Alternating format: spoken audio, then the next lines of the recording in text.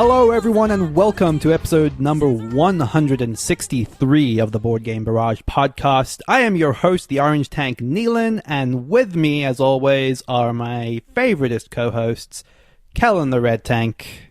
Hello. And Mark the Green Tank. Hey, but I think you're lying about that, because I bet that the missing tank is probably higher on your list than either of us, so... We don't tell Kellen that when he's around, Mark. Okay. But my favorite tank is higher on someone else's list, so we'll get to that when we get to that. In a later part of the episode. This week on the Board Game Barrage podcast, we are going to be talking about you. Yes, you, the listener. We're going to be talking about all of your submitted top 20 lists. We've poked at all the data points. We've found all the interesting little things to extract from it. I should say I've done this work. I'm going to be presenting it as somewhat of a surprise to my fellow co-hosts. We will be seeing which of the games in your collective top 20s we have strong feelings about and judging you for them accordingly. Yeah, you think it's so easy to come up with a top 50 list? I just don't want to hate them. You know what I mean? Like, I'm a little bit concerned that I'll end this hating them. And turn away every single person that submitted a list. Yeah, decline. I had veto privilege, so Neelan thinks that he did all the work, but I had to filter out about 3/4 of these submissions. That is coming up later in the episode, but before we get there, we're going to be talking about some fantastic games that we've been playing. We have been playing Santa Monica, we have been playing Steamworks, and Cthulhu, Death May Die. Let's kick it off with Kellen. Tell us all about Santa Monica. So I was excited to receive Santa Monica because we are based in the Los Angeles area and spend a lot of time in Santa Monica. Santa Monica is a really light and breezy card game that is a really basic tableau builder. So essentially you're picking cards from a tableau, you're building them to the left and to the right of your sort of central building, but you're building what is probably the most delightful tableau I have ever seen.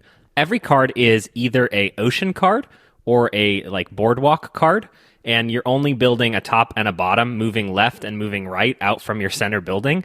And so you're sprawling just like sort of like this boardwalk across of cool little local shops and volleyball on the beach.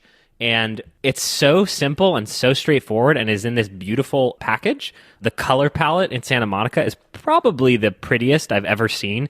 It's tan and pink and like light blue, and the illustrations really serve to bring Santa Monica to life. Cards have activation powers when you put them into your beach and your street.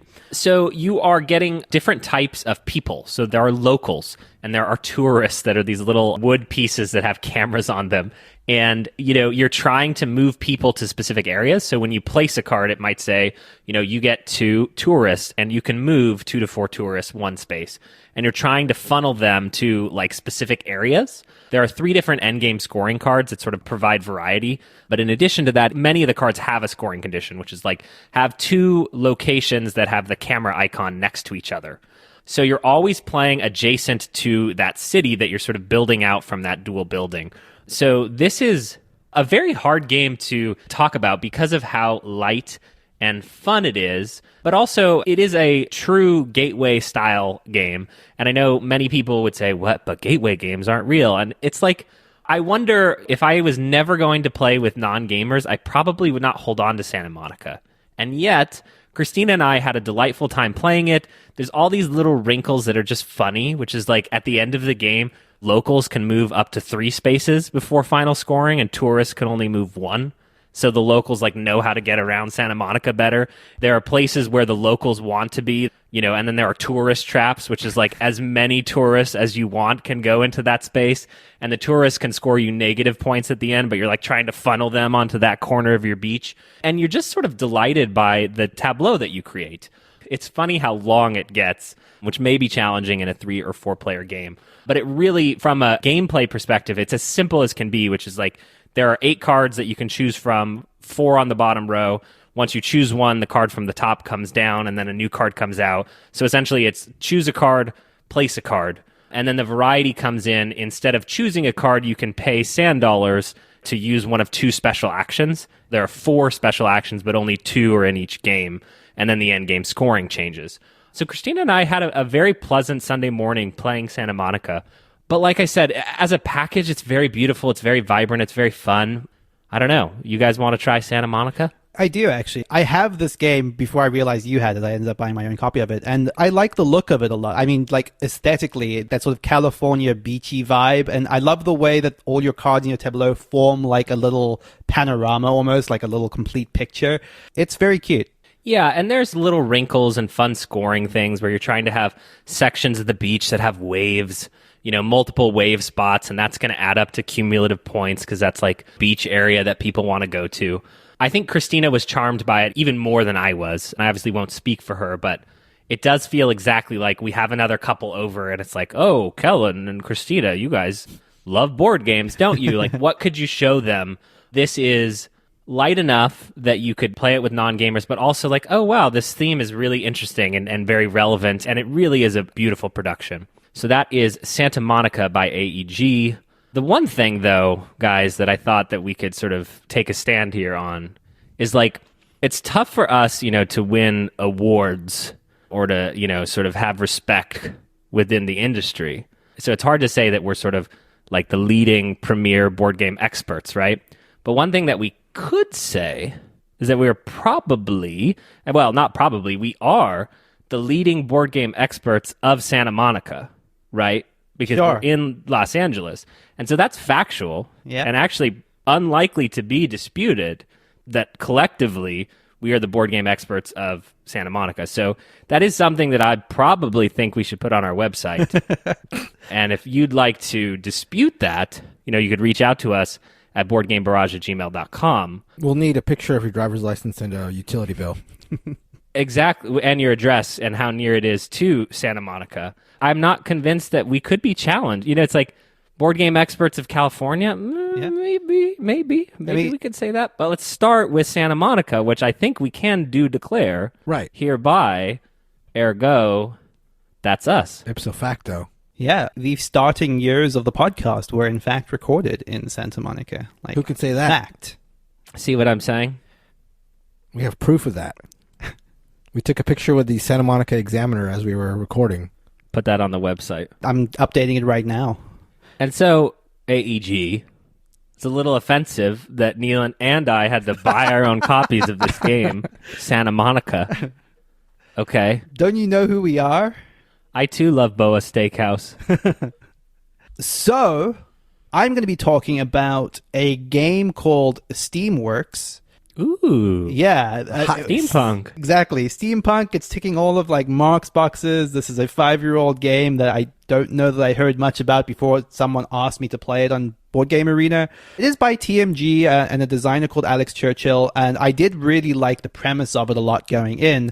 So let me set up what this all is. It is a steampunk game. Don't let that dissuade you too much, Mark, because I do think it's too late. The idea behind this is actually quite neat. So when Steamworks starts up, it's a pretty basic worker placement game.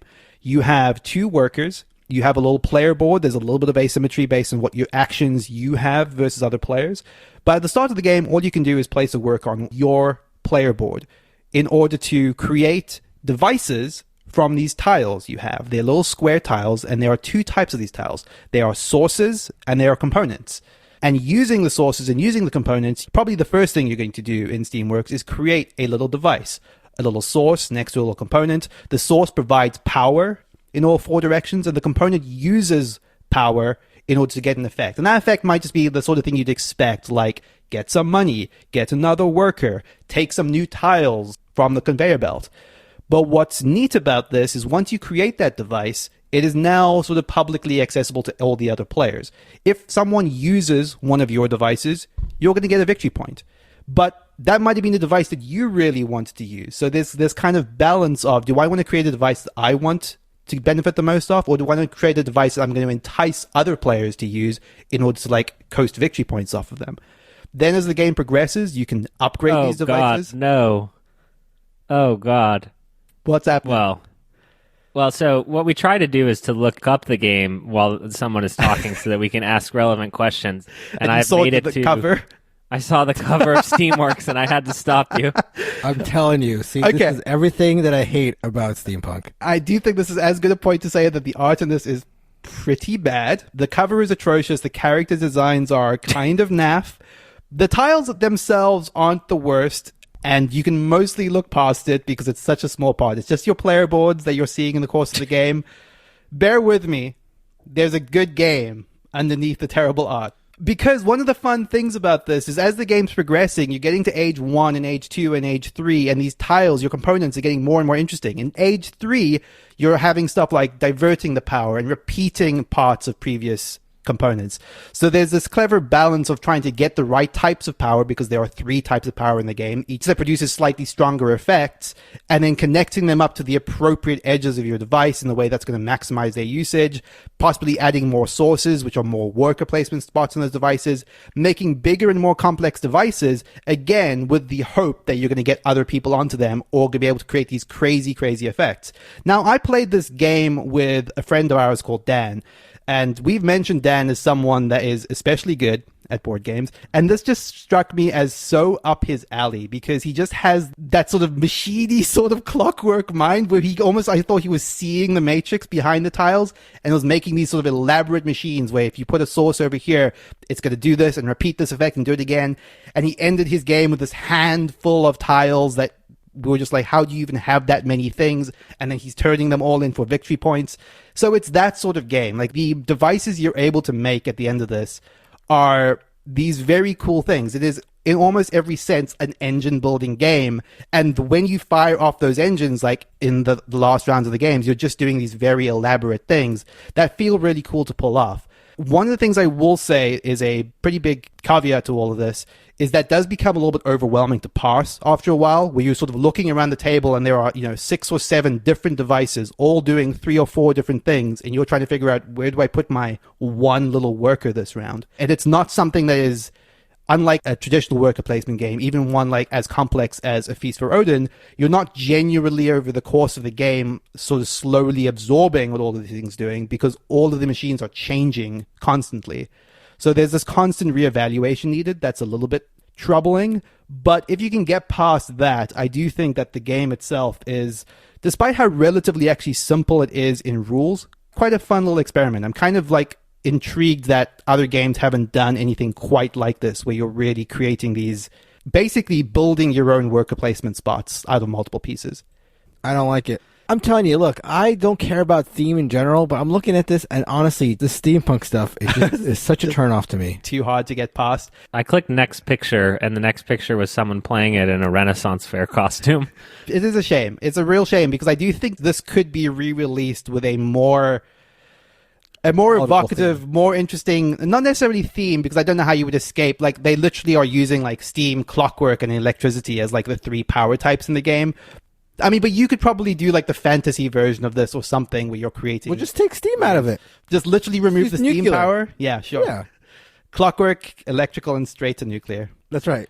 But that's a fun sort of realization, is that there's perhaps something here that's interesting or that you haven't seen before, but it needs to be iterated on. Yeah. In the way that these spaces like become better. I'm not quite following what you're doing, because it feels like this mechanical thing, but I'd be willing to try it. Well, I don't know. Maybe. I don't think it's necessarily one that we should be like chomping at the bit to play together or anything like that. And, I don't want to like make it sound like the device thing is like an overly complicated thing. You're just attaching tiles side by side. And if it's a steam to steam, then they power each other. That it's that simple. It's not like an overly complex like spatial puzzle or anything like that. But I do think that the basics of the idea is, like you said, Kellen, it's just something that my immediate reaction was, why have I not seen anything quite like this? And how could we do this slightly better? And the idea of these like building these worker placement spots that are shared is interesting. I mean, sure, that is an interesting aspect for sure. Yeah, and I always like that component in other games. Like Great Western Trail has the similar idea where you place a building and you're hoping to attract other people to it. But the idea that you can iterate on these devices and make them better over time is neat to me. It seems perfect for steampunk, though. Like that it is a shame. I do think that intrinsically linked. Exactly. I do feel like it is kind of like a good match for that theme. Sorry, Mark. All right, that's fine. That is Steamworks. I mean, do you think it's a coincidence that we've never heard of this game and nobody's played it, and you have to find it like in the back alley corners Bowels of At the Renaissance Fair. That's right. I will say, actually, guess just to close this off, absolutely worth trying on Board Game Arena. It's a good implementation, as a lot of Board Game Arena stuff is. That is Steamworks. Mark, tell us what you've been playing. I've been playing with Mr. Cthulhu and friends in Ooh. Cthulhu Death May Die. Cthulhu Death May Die is a game in the vein of Eldritch Horror and Arkham Horror, and especially Mansions of Madness. I think that is the closest analog. It's a game where you are playing cooperatively and trying to succeed in a mission against the aforementioned Cthulhu and or friends. The way this works is that in the base box, there are 8 missions, and you're selecting a mission, and when you open the box that's associated with the mission, it will tell you how to build the map, it'll tell you what you're going after, it'll tell you what the minions are in this adventure, and then you get to pick, at least again, in the base box. I'm sure the Kickstarter has a million variations, but in the base box, you get to supplement this mission fighting against either Cthulhu or one of his friends. I forgot the name. Of course, we selected Cthulhu in our first adventure, because who's going to pick a friend when you can take the main man? And you are, again, just trying to accomplish your mission. What makes Cthulhu Death May Die different than previous iterations? There are a number of things. I think the biggest thing, the most attractive game mechanic in it is that, again, with all these Cthulhu games, insanity is part of the recipe. Cthulhu Death May Die is no exception. What's happening in Cthulhu Death May Die, though, is as you go up in insanity, as you gain insanity, you are hitting thresholds on your player board. If you hit the end of your insanity track, you die. Okay? But as you go up, you are unlocking abilities by gaining insanity. So there's a balance where you want to gain insanity because you're getting stronger and stronger and stronger as you do, but if you get too far, your game is over. And that getting stronger as you gain insanity comes in the form of getting extra dice that you're going to be rolling, because this is a dice rolling game. So you are permanently unlocking extra dice on all your rolls as you gain insanity. You also have asymmetric characters, and as you hit various thresholds in your insanity track, you're going to level up any of your 3 skills to potentially their maximum, or their rule-breaking powers, potentially. The other big thing about this game is, and this is especially for players who have played Mansions of Madness, it feels like a very streamlined Mansions of Madness. Mansions of Madness, you have all these map pieces, and you put together the map, and it becomes this big sprawling thing. With Cthulhu Death May Die, there are only a handful of map pieces. I mean, I think it's something like a dozen, but all 8 missions are based on you manipulating these 12 map pieces. That doesn't only apply to the map building, but also the enemies. Again, in Mansions of Madness, you have a bunch of different minis representing a bunch of different enemies. Cthulhu Death May Die, there's only a handful of enemies, and each mission, you'll only be dealing with 2 or 3 types of enemies. So it's not like you have to go through the box and find the enemy and all this stuff. The streamlined nature of it applies to the rule set.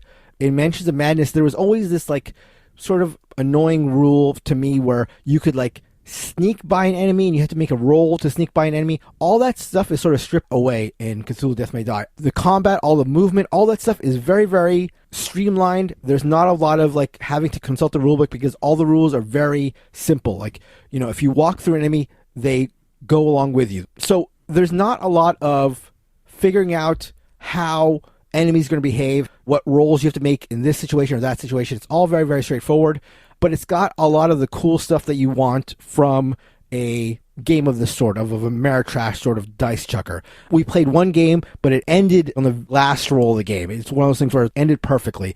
You know, the insanity thing felt really cool. It felt like something you wanted to sort of be careful about. There's ways to mitigate having your character gain insanity, and sometimes you didn't want to. Sometimes you let your character gain it because you wanted to get stronger. Did death die? What? Did it? Did death die? Death die? I think death dying is the final mission, so we're not that far. We have not died death yet. So like Cthulhu's father? What's that? I don't know. How does he relate to Cthulhu? That's a good question. I think that's part of the story. We haven't unlocked that yet. We're very early in the story. But you're getting very excited to do that. Yes. I can't wait to die death. I'm looking forward to that. I have 2 questions for you, Mark. Yes. Firstly, you describing this as a streamlined Mansions of Madness. Now, I've not played Mansions of Madness, but I know you happen to like Mansions of Madness a lot. Yeah. So streamlined Mansions of Madness sounds like something that you would especially like. Do Yes. you like this more than Mansions of Madness? I think I do. I mean, there are pros and cons for both sides. I think the biggest con for me for this game versus Mansions of Madness is like side-by-side comparison is it doesn't have any of the app stuff. I think some people find the app stuff annoying, but I think Mansions of Madness handled the app stuff so well that it was more sort of interesting and immersive and stuff. There were aspects of the app integration that I really liked with Mansions of Madness. I think the decision not to have an app in this game is fine because it doesn't need one. I mean, because the rules are so, again, streamlined and the combat is so streamlined that you don't even need that kind of stuff. But there was, the narration and stuff helped make things more evocative and draw you in. That's not in this game, but this game is just real simple to set up and play, and I think that's a trade-off that I'm happy to make. Cool. So do you own this? Is this yours? Yes. Do you have the 22-inch high plastic? I do not. Then why even bother? Yeah, I know. I was just looking at that thinking, what am I even doing? No. I really feel like that was like Eric Lang looking at Sandy Peterson and saying, "Come at me, bro." Yeah. I was going to go with, I have a bigger E-peen than you, but we probably shouldn't go with mine. Getting him back for Chaos in the Old World. Wow. Yes. That's actually sort of a good topic to talk about here. When I started learning the game in preparation for playing it, I saw how, again, streamlined the boxes. There's, it has nice miniatures and has all this stuff, but it's not like as gaudy as I thought, and I realized that's just because a function of just having the base box, and I was worried like, oh, I just have the base box. This is a game that seems like it lends itself to having all the Kickstarter stuff. But honestly, I think maybe, and I don't speak from experience, but the idea of like having all these extra boxes would sort of take away from the strength of this game being it's so easy to set up and play. I can definitely see if somebody was really into it and played all 8 missions and wanted more, definitely having more stuff would be great. But I'm more than happy, and I think the base box is really all you need if you're looking for a game like this. And then, Mark, sorry, I know you're extremely susceptible, I would say the most susceptible person I've ever met or known to the quarterbacking problem. Yes. So how did all the other players prevent you from quarterbacking the shit out of them during Cthulhu Death point. May Die? Well, if we're going to be honest, I'm going to say that when it comes to cooperative games, I try to very, very much not quarterback because I just think it just makes it feel like a solo game, and it just is annoying, and you're just ruining everybody's experience. The thing is, this game is, again, so easy to understand that, like, you don't really need to walk somebody through what they should be doing on their turn. The decisions are there. That's not to say that the one path is definitely the way to go. I mean, the player I was playing with and I, like, discussed strategy. Like, maybe, do you want to follow me here? Do we want to split up? What do we want to do? But it's not like you would say, oh, no, wait, you didn't realize that actually if you did this, you have a better chance of succeeding. Like, there's no complicated game aspect of it that makes you feel like you have a better grasp of what to do. It's like, okay, there's that. It's clear. Do what you think you should do. Let's Can I translate that, what you just said? Yeah, go ahead. So how does Cthulhu Death May Die solve the quarterbacking problem? And Mark's answer is, just roll the dice, you idiot. Sure. If that's what our listeners took away, then... We can cut out, actually, you could just put that in. Right. No, I won't do that. Okay. But do you want to say it? No, I'll roll leave the it dice. to you. I'll leave it to you. Just. I'll leave it to you. We'll make it a Kellen special. So that is Cthulhu Death May Die.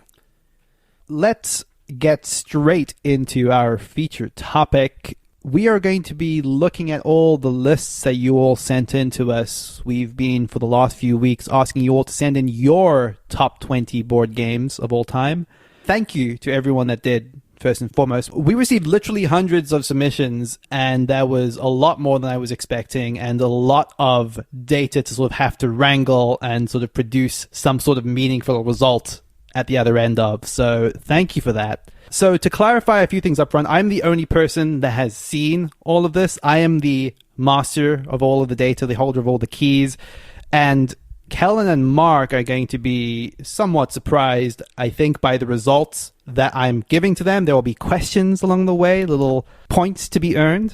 Oh, wow. Yeah, points. this is a competition now, boys. Perfect. Oh, wow. There were a lot of very interesting lists, and it's going to be interesting to see like how much of that bears out in what I've formulated as the top 20. But there were also a lot of very unhelpful lists. Someone submitted Hanabi 9 times with innovation as their 10th pick, which made me laugh at least. It wasn't me. Someone was very kind to include the release year at the end of all of their names, which was cute, but not really helpful to me when I had to strip them all out of the names. And a lot of people don't know where the apostrophe in Solkin goes or how to spell calendar. So that was also fun. These are it's like, and it's Feast for Odin, not the Feast for Odin Right. or a Feast for Odin. Okay, so let's get into the actual results of this. I use a very complicated scoring system, which I won't divulge to divide For the best. this top 20. Based on Steamworks, right? Yeah, exactly. It was a device I made, and I just thought that, this is good. I'm going to use this for the top 20 list. So here we are. I think let's get into it. This is the Board Game Barrage listener top 20. One thing I thought would be fun before we get into this is I want you each to name one game that you think is going to be on the top 20, and whoever is the highest positioned will be the winner. And you obviously cannot choose each other's game. Kellen can have first pick. Or do we want to do 1, 2, 3, shoot? 1, 2, 3, shoot. I don't know how to play that game. It's 1, 2, 3, say what and the then you game say is. the name. I don't get it. What are you doing? You're researching. Look at Kellen, it. take your hands Wait, up. no. Hands up. No. Hands This visible. podcast's not live. Show me where your hands are. Show me your hands. 1, Oh, this is awkward. 2, 3. Feast for And Odin. Gloomhaven? Okay. Or does it have to be on my list? No, it doesn't have to be on your list. Oh. Oh, okay, good. Okay, so I was. Well, I didn't know what was happening. And then you told me to put my hands in the air, and I'm like, oh, this is just like last Thursday. Okay, cool. We will see if those games appear anywhere in our top 20. Wait, how many points is this worth? Oh, it's all the points. All of Mark. them. Yeah. Okay. Every marble. You lose. What was your dumb guess? Feast for Odin. Oh, that's a good guess. Okay. Do I want to know the answer to this? Here we go. All right. Number 20 is, I think, going to be a controversial pick. Viticulture. Started spicy. I can see that. Is it the Essential Edition? So, well, this is Is actually... it only with Tuscany? Well, this is actually a fun point, and I will say this is where like the collating of this data gets a little bit muddy, is that there were a lot of Viticulture Essential Edition, or Viticulture but only with Tuscany, and like I sort of had to strip all of those out and just make them all Viticulture, so this is the combined essence that is Viticulture. But if it doesn't have the Grande workers, then I'm not playing. Why even bother? Exactly. I can see this. I think viticulture is, and this is a cliche term, but I feel like this is like a very popular Gateway Plus game. This is like a game where people have been playing board games for a little while. When they play viticulture, I think can sometimes really hit them right. And I've enjoyed my plays of viticulture for sure.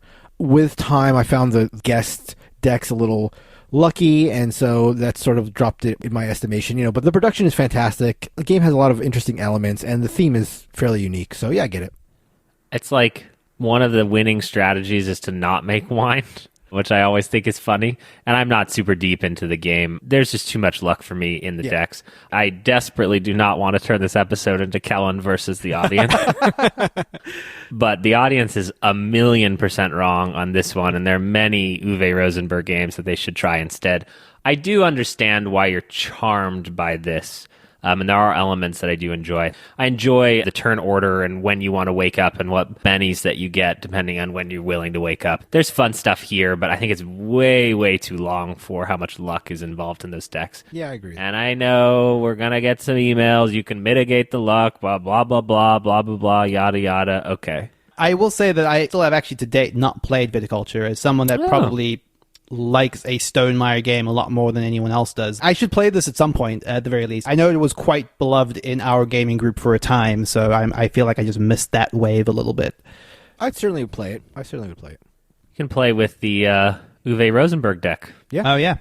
Number 19 is equally controversial from my perspective. This is Everdell, and this just comes in the wake of us having a very long conversation about Everdell in the Discord recently. I was not a huge fan of Everdell. I think, Kellen, you like this a little bit more than I do. But Everdell is a charming game. I think it is a lovely production. I definitely understand why people like it as much as they do. Yeah, this one doesn't surprise me. I think there's a lot of love for Everdell. I have not played it, but I know that Callan is a big fan of the tree standee. I am, yeah. I love that tree gets in the way of you seeing anything. That's very nice. I think that I have no love for the sort of like, it's Redwall, but it's not. I am no longer charmed by board games. It's been replaced by a deep cynicism. And Everdell is one, though, that the people who love it like really seem to love it in a way that makes me sometimes second guess, where I netted out on it. And, a listener reached out to me just last week about Everdell and said, hey, would you reconsider playing it, if I picked the expansions that we played with? And I would love to. Yeah. To be clear. Like, I enjoyed the first game. It's like, there's more here than not. But there is a lot of specific card combos that you're looking for. And the function of the game ending, everyone gets to sort of finish the game on their own terms is weird. And then you combine that with a company that's not super reputable. It makes it kind of challenging for it to be one that I would personally recommend for people. I think that is a good point. I think with the expansions having come out since and more being on the horizon, it is definitely one I would be intrigued to revisit. Number 18 on the listener top list is Orléans. So far, I hate it. You hate our listeners. So far, they haven't said one good game yet. I don't understand. I will definitely contend you on this. I think Orléans is an excellent game. It's in my personal top 50. Excellent little bag builder, lots of charm. It's definitely got a little bit of luck to it. You're not rotating through that bag, so you're just constantly picking chips out and hoping for the best. But despite that, it's a very pleasant experience. I've not played Orléans, but I really do want to. I think I would enjoy it. The raised eyebrow for Orléans is always everyone saying it has a great co-op mode and a great regular mode, and it's sort of like, okay, yes, I'm sure it does. But is it better than Altiplano? For my money, it is. Yeah. I know. Everyone says that. The number 17 entry on our list is probably just skimming the rest of it, the most recent game on the top 20. This is PAX Pamir 2nd edition. Also one with a lot of love in our Discord. Yeah, I can get behind this one. This is in my top 50. I really, really enjoy it. A lot of people who like flavor text, historical flavor text in the house. Yeah, that's definitely why they love it, Mark. That's right. They love just reading about it. No, PAX Pamir is great. I moved on from it just because I didn't think that we would play it as much in our collections. But the collector's edition is amazing. Even the regular edition is amazing, right? I think the collector's stuff just had the metal coins, if I recall correctly. But the regular has the resin cubies and the cloth map. Yeah, no, that's all great. I think there's something to be said for sort of when you enter the hobby and the big, sort of medium weight and heavyweight games around that time. And I think that I would imagine Root is almost assuredly in this top 20. And I put PAX Pamir in a similar era or vibe of modern board gamers like this game and kind of the genre. And I could be wrong. Number 16 is perhaps bad news for Mark. It is A Feast for Odin. What? Maybe not as high as he would have liked. Kellen had Gloomhaven. Okay. What do you mean? I'm getting one or two, you dummy. A Feast for Odin is, God, what do I have to say about A Feast for Odin? It is my favorite board game of all time. It should be higher on your collective lists. It's excellent. I'm very glad to see it recognized in the top 20. Our listeners have good taste. Definitely better than Resistance, right? Yeah. Okay, so... Definitely. The question here, right, is whether or not innovation or Biblios is higher. I actually expected that we could see either of them, but the closer we get to the top 10, the less likely I feel like we are to get them. I think innovation will definitely be top 10. Really? Yeah, I think innovation will definitely You think innovation is more popular than Biblios? I'm trying to spread the word, but I don't think enough people know about it. I see. Well, your game is more popular than my game. That's not true. I don't know. I just wanted to say it. Okay, that's fair. Number 15 on the list is Terra Mystica. I am not mad about this. I wish it was Gaia Project, which I guess, spoiler alert, Gaia Project does not appear higher on this list anywhere. I think that there is a large holdout of people that still prefer maybe Terra Mystica's aesthetic, and I can't defend anyone that would still defend the way that Gaia Project, in my opinion, only improved on Terra Mystica's design, but I will definitely concede that the aesthetic of Terra Mystica is more striking. The system itself is kind of burdened by like Clans of Caledonia, Terra Mystica, and Gaia Project all existing in that space. Yeah. And if there was sort of a declared winner, I'd be more apt to jump in and try to give it 3 or 4 games to really explore it. I feel like Gaia Project is the declared winner, sort of. That's always been my perception of it. Well, they're both in the top 20 on BGG. Yeah, I believe Gaia Project interesting. is higher on BGG for what it's worth. I actually have it open right now. I can just double check that. I think it's also 5 years newer, right? Yeah, Which I exactly. feel makes like it all has a funky, of huge, course, yeah. Take that as you will. Gaia Project is higher on BGG. It is, as Kellen said, a newer game. But yeah, I don't know. I know that certainly just taking our Discord as the temperature gauge, whenever we mention Gaia Project, the Terra Mystica, the defense force, resistance exactly, comes in. is quick to defend. I think that's true. I think that it was Gaia Project as the declared winner, and the last year or two has seen the resistance kind of surge back. Sure. Is my feel-ski on it. Number 14 is Race for the Galaxy. Oh, a game I've been playing a lot of recently. I really have come to appreciate this game a lot. I really like Race for the Galaxy.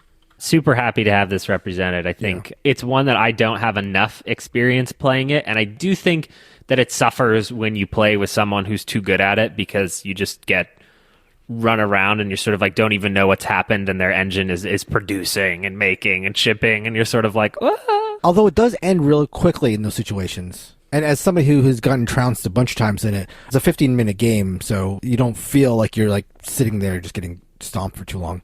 Yep. This is one of the only games that I've repurchased after getting rid of and saying, no, I think I made a mistake there. And I have the BGG upgraded chits for it as well.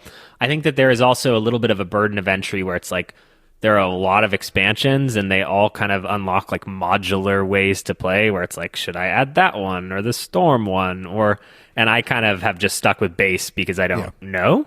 But yeah, what a great game. Yeah, and also, like Mark, one that I have come back to on BGA in a big way, and I'm now excited to actually play the physical copy of when that happens. Number 13 on the list is Food Chain Magnate. The only splatter that will be on this list. Mark my words. For sure. I agree with that. That is, I can say now, is true. It is the highest splatter on the list. It is 5 points for Kellendor. Food Chain Magnate, I feel has just kind of been the de facto best splatter in the public consciousness. It's certainly my favorite, at least. A game that I sort of maybe fallen more out of love with the more I played it, but that might just be a very me thing. It's striking to me that a game that is so cutthroat is so popular. Yeah. I just would not expect a game that's so economic and cutthroat and fairly long is so popular. But that's cool. I think that's a testament to the theme and how well it comes through, because for everyone who says, oh, I'm not really affected by theme, I think very few of us are, and I'm more affected by theme than I let on to, and it's like a game like Everdell or Viticulture is really buoyed by their theme, and I think that Food Chain Magnate is the same way, even for me, where I'm, the game can go off the rails in the second turn, and you've still got an hour and a half of game left, and that would be unforgivable in other games, but I can be the brand director in this game and sell burgers to people, ergo, it's awesome. What a great game. Number 12 on the list, and this one I'm very pleased to see because I do think lighter games often get short shrift in these sorts of contributions, but Codenames is our number 12 game, an excellent mainstay of the podcast, I will say. One I like a lot. I forget if it's actually still in my top 10, but it's near to my top 10, certainly. My guess is this is the highest party game on the list. That would be my guess without knowing anything. And deservedly so. I could see a Decrypto. It depends on how he's done this. Yeah. I think a lot of people won't have big party games in 1 to 10, but then in 10 to 20 will put a couple of them in there. Yeah. And I feel like Decrypto has done a really good job of being a new favorite. But yeah, you're probably right. That is an excellent point, Kellen, and one that I was very conscious of, and we'll come back to that, I think, at the end of the list, because there are a couple of ways to fudge the data to more reward stuff that appears frequently near the bottom, and I'll talk a little bit about how that affects some of the rankings a little bit. Cool. Number 11, I was personally surprised to see on the list, not because it's a bad game, because it's quite a divergence from its BGG ranking, is Cosmic Encounter. Yeah, friends.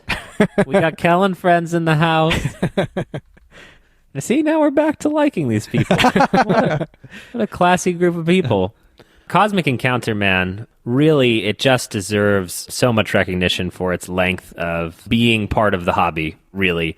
And I still think I still believe that you guys will like it, honestly, more. It's like, it is a hand management, negotiation, ridiculous game of silliness and shouting. We just haven't gotten to it in a way that works. So I hold out hope. But by now, my painted ships are probably so stuck together that we may never get them apart. I do really like Cosmic Encounter. I still have my copy of it. It's just a game that I think that is so specific to the group of people you play it with. And even in the time that we played it, it didn't really take off in the way that I think you would admit, Kellen, that you had hoped. And it's so hard to place when and why that happens. But I've had fantastic riotous games of Cosmic Encounter. Just not with you. Just not with Kellen. Just not with Kellen. Exactly. Number 10, I am very happy to see on this list, is Inish.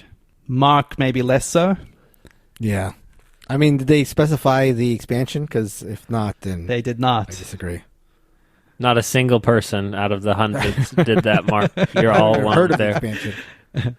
It does strike me that there's a little bit of the recency thing here, even in more effect, because there's a lot of good dudes on a map, area control, people on a map, people on a plane, woman on a water ship. I don't know where they would be.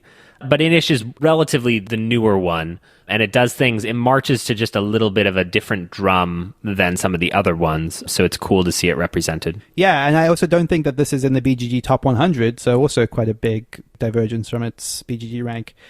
Number 9 is Terraforming Mars, a game I like. I think Terraforming Mars is good, but I've never quite had the same connection that everyone else seems to have with their reverence for it. Yeah, I mean, this is a game where I just feel like it's either just not for me or I have not played it, quote unquote, right. There's so many people who love this game that it's just got to be something that just doesn't click with me, or I haven't realized why yet. It's more of a lifestyle game. You know, it's those people who caught the bug for Scythe or for Dominion and Terraforming Mars, and like even Everdell to a lesser extent, I feel like has that factor. The artwork here is such a barrier to entry for me.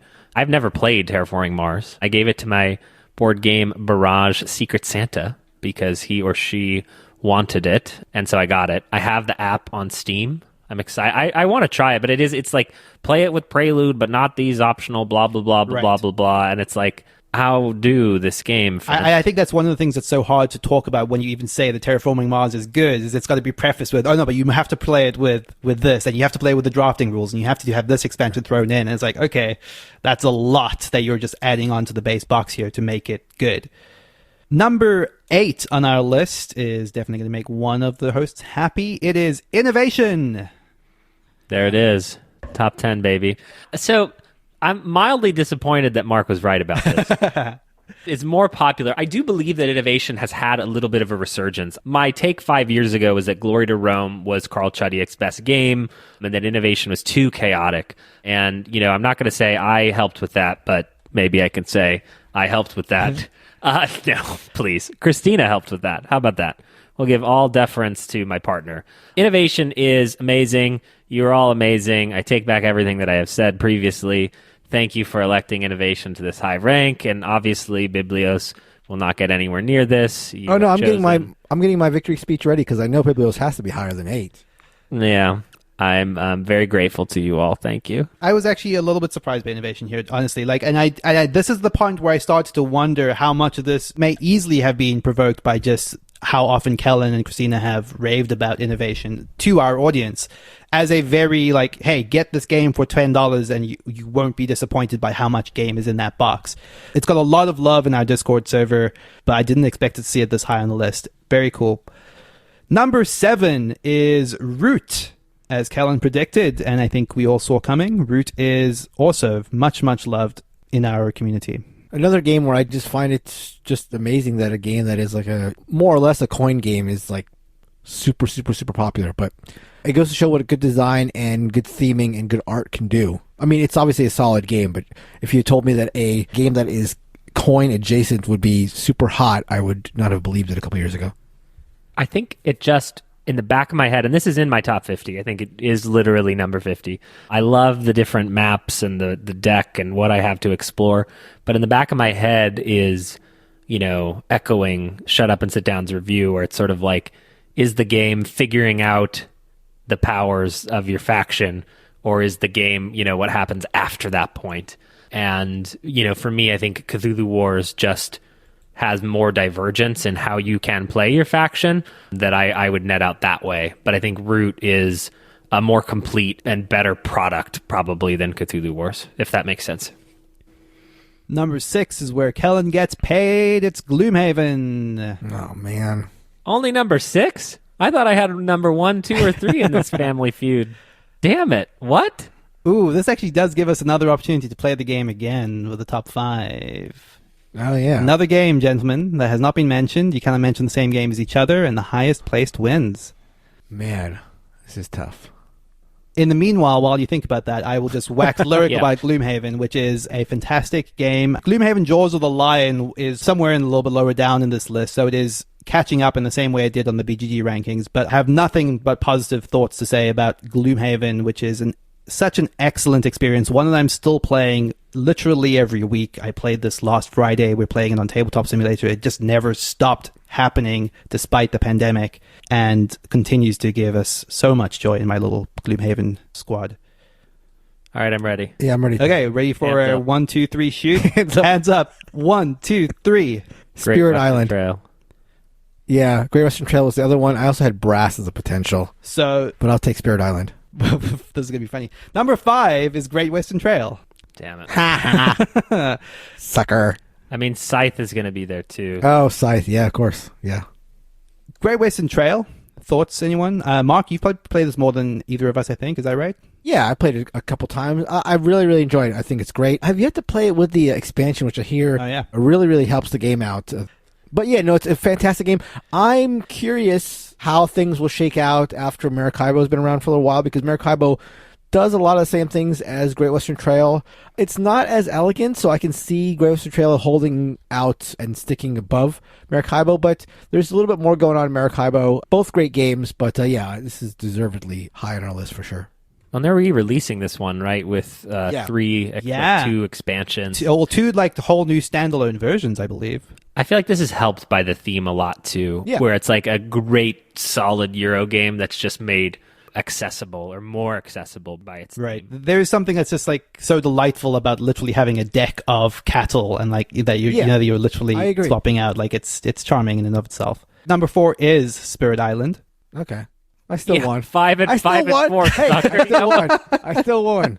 By 1 point. I'm logging it. Yeah, Spirit Island's on my top 50 list. It is an excellent cooperative game. Surprising for being quite a heavy cooperative game, one that I found so rewarding, even through repeat plays, especially through repeat plays, because of how much variety there is in the spirits and like the scenarios you can have.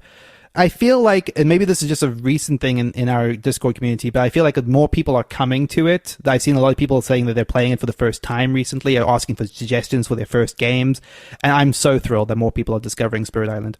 Makes sense during a pandemic to play like what's thought to be one of the top co-op soloable games out there for sure. It makes a lot of sense. And especially one that's actually very, very good at 2 players as well. Right. Number 3 is Brass Birmingham. So there was a delineation on our list between Brass Birmingham and Brass Lancashire. And for what it's worth, if someone submitted just Brass, quote unquote, I counted that as Lancashire. So Brass Birmingham still number 3. Wow. One thing I actually will say at this point is no matter how I sort of fudged or recalculated the data, our top 5 was pretty consistent. So this is the de facto top 5, and these 3 games didn't move at all. Brass Birmingham at number 3. Great game. Totally fantastic game. I haven't played. Yeah, we should definitely do that. I think you'll like it. Yeah. It's like weird, and it's designed really well. It's got like enough rough edges that it's like a unique experience. I anticipate like yeah. And it's so interactive as well. So I just really think that it's the heavy economic game that I'm the most confident that you will dig. Number 2 is actually a game that I don't think anyone's mentioned yet, surprisingly. This is Castles of Burgundy. Wow. Okay. Yeah, it makes sense, but it shows that we're not that influential to our audience. I really enjoy the game. I definitely really enjoy the game, but yeah, I don't think it's on any of our top 50s. maybe? I think it is in Christina's Okay. top. Oh, that's right. They're top 22. I think we recently played a game with a listener, and I was happy to see that my strategy of pretending not to be in first place helped me win the game. I came out on top. I think this one is great. Yeah. I have a little bit of wrinkle where everyone using different player boards is like rough in a Euro game where your scores are sort of all really related to each other. And I'm like, these boards can't be balanced. And yet they all are, except for number 9. I know, blah, blah, blah. A fun game to just think about what you could do on any individual turn. And in some ways reminds me of like Trois, just without any way to touch each other. And I just love touching. No? No. Too far? No. We've tried to talk to you about this. The number 1 game has been mentioned, and at this point shouldn't be a surprise. It is Concordia, a game that is, again, maybe a little bit different from the BGB podcast taste. I do like Concordia. I've only played it a couple of times, but I also don't quite get the extreme passion for it. I've played it a bunch of times, own it, and enjoy it a lot. And I get why people love it. I mean, it is... And again, I feel this feels like a cliche too, but it's like the smoothest Euro. Like the way that everything interlocks without having too many rules, I think is like fantastic and a big appeal to the game. The way that, you buy cards that are your action cards, but also your scoring cards. Everything interlocks in a really nice way. A game that I'll always be happy to play, but for whatever reason, maybe the smoothness of it is something that makes it not something that I necessarily feel like I am ever itching to play. And I did not like Venus, the expansion. There is that multiplication of scoring and calculating your score that I just personally bounced off of. I will say that it being our listeners' favorite game has kind of like provoked me wanting to, I do want to play more of it. Like, I think that the time I played it first a long, long time ago, and the time I played it more recently, maybe a couple of years ago, I definitely did not come away thinking it was a bad game or anything like that. But I feel like I need to dig into it more to like kind of get below the surface and see what people really, really like about it. It's worth saying that it was a pretty clean between first and second place. There's like, a 10%, 20% differential in the score that I assigned to these games. So it was a pretty clean win for Concordia. So speaking of our listeners' number 1 game, Concordia was one of the first games that I ever played against our listeners online, and I beat them all. So I beat you all at your favorite game. What do you think about that? So that is our definitive listeners' top 20. Yeah, not ours. Yeah, no, sorry. Do not yes. get that mixed up. BGB listener top 20. Thank you, everyone, for submitting yours. Before we end, I had some like fun little bits of trivia about the list I thought would be worth going into, and maybe just a couple of fun little questions for the two of you, little pop quiz. So firstly, I want to allude to something that came up earlier when Kellen mentioned like Decrypto possibly being higher on the list. There are a couple of ways that you can calculate these scores, and one of the ways I did it as a test was sort of like blurring the results. So sort of just saying that, okay, if you're in the top half of the list, get 2 points. If you're in the bottom half of the list, get 1 point. And that helps to reward games that appear frequently in the bottom of people's lists without them being overshadowed by games that are like positioned right near the top. And when you do that, party games win out. So stuff like The Crew rises into the top 20 by 10 or so spots, and Decrypto moves up to sitting at like number 21. That's really it is actually one of those just interesting little things, and maybe a little bit to be suspected. People like these games, but there is this sometimes a little bit of a bias to say like, this is not my favoritist game, but a lot of people love it. That's cool. No Reiner Knizia games, right, in the top 20 at all? No Reiner Knizia games in the top 20. I am going to very quickly skim down to see what the highest one I can see is. Oh, wait. I'm going to say that the highest Reiner Knizia game is... I'll say it's Tigris, but I don't think for El Dorado. Oh, probably. That's a good guess. So the highest Reiner Knizia game is number 34, and it is Tigris and Euphrates. Okay. That was my other guess. But if that was like 10 years earlier, I feel like that would be in the top 20. For sure. You know what I mean? Yeah. Oh, yeah. Quest for El Dorado is number 40, so not that far behind. Yeah. And if you fudge the numbers like Neelan did, yeah, exactly. They can sound you smart can put too. it up wherever you want to. One thing I thought was interesting was kind of looking at games that we had on our list that didn't feature at all. So one thing I thought was a fun question was the following. There is a game that appears on 3 of our BGB top 50 lists. It is a triple crossover game, but it was not submitted in any position by any one of our listeners. There's only one such game. So I'm going to call this the highest collective BGB loved game that was not submitted by anyone. I think I got it. I guess my guess would be Colorado? My guess is Taj Mahal. It is Taj yeah. Mahal. Taj Mahal, okay. I was genuinely surprised by that. I think Taj Mahal is excellent, and my perception of it, considering it was recently reprinted, was a game that was not only beloved, but was more in the public consciousness recently. Interesting. And who's the only tank not to have Taj Mahal in our top 50? That's right. All right, Neelan. People agree with me. We loaded this shotgun prior to the show, but what rank is Biblios? 85 on the list. 85. All that tells me is I still have work to do. All that tells me is my mission is not done. That's fine. That's keep fine. knocking on doors, bro. That's right. Keep spreading the good word. I'll do it. The Resistance is number 67. That's a social deduction game, dude. People hate social deduction games. Okay, another quick question for you. What is the only game on the Board Game Geek top 50 that was not submitted by anyone of our listeners? This is BGG top 50 game that is not submitted by any of our listeners. I have a guess. I have a guess too. What are your guesses? 1, 2, 3. Star Wars Imperial Assault? It is Seventh Continent. Seventh Continent, okay. Who knows the people better? Mark or Kellen? Interesting. You just got another shipment of Seventh Continent, didn't you? Yeah, Dylan? I'm still waiting for my second wave of Seventh Continent. I'm excited. This makes 85 look like Prom King. Okay, next question in a similar vein. Kellen, what is your highest ranked game that was not submitted by anyone? Ooh. My highest ranked game that was not submitted by anyone was I'm the Boss. It is Omen, A Reign of War, which I was a little bit surprised by. You people! And then I'm the Boss was not submitted. I'm the Boss was Christina's highest pick that no one submitted, yeah. Omen, there is a fudginess to top 20 versus top 50 of course. that I think is applicable here because there's more games in our list. But Omen is really good and is a distillation of CCGs. Go play Omen. Go play Omen. Mark, what was your highest game that no one submitted? This is easy? All right. Okay. Yeah, what do you mean? This is it's not even a game.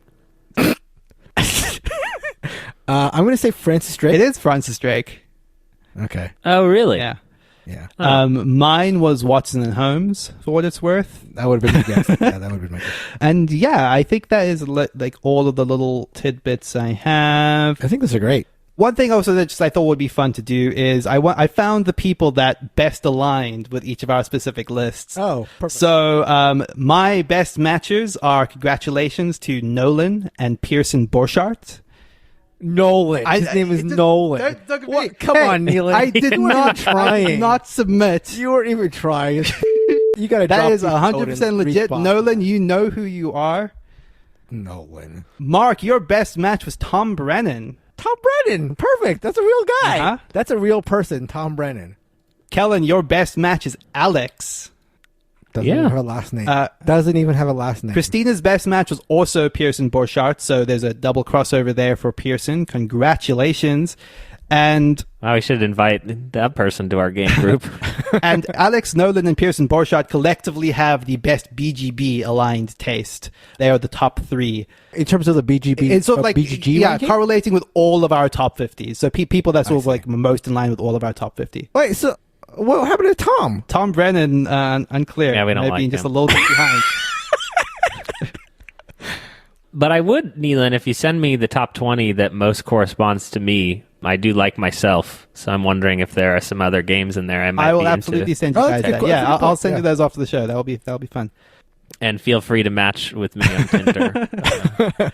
I think that's going to do it. Thank you all so much. I mean, again, hundreds and hundreds of thank yous to the hundreds and hundreds of people that submitted their lists.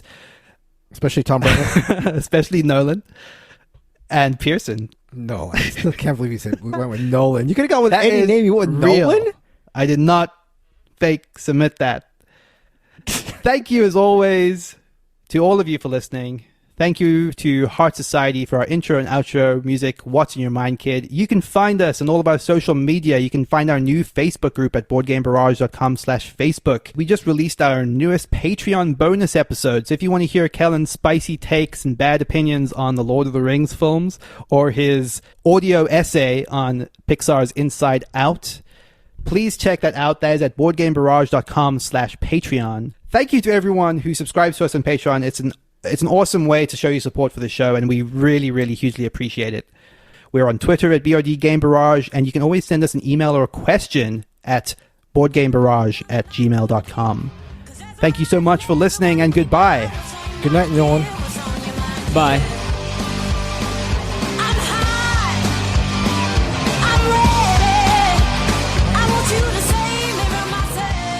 Number 19, 18, 17, 16, 15, 14, 13, 12. I should just number these. I'm an idiot.